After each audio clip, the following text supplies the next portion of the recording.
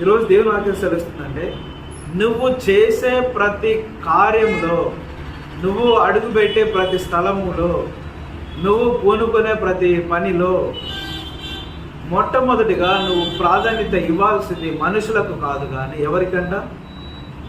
దేవునికి.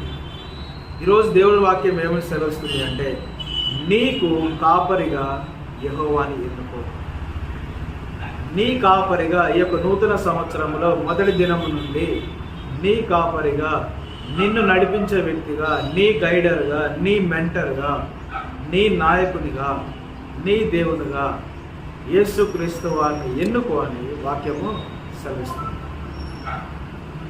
నువ్వు ఎప్పుడైతే దేవుణ్ణి, యెహోవా దేవుణ్ణి, తన కుమారుడైనటువంటి యేసుక్రీస్తు వారిని, పరిశుద్ధాత్మ దేవుణ్ణి నీ కాపరిగా ఎప్పుడైతే ఎన్నుకోవడం ప్రారంభిస్తావో, ఆ తదుపరి ఇప్పుడు మనం చదివినటువంటి లేఖన భాగంలో ఉన్న ఆ ఆశీర్వాదాలన్నీ మన జీవితంలోనికి 1 by 1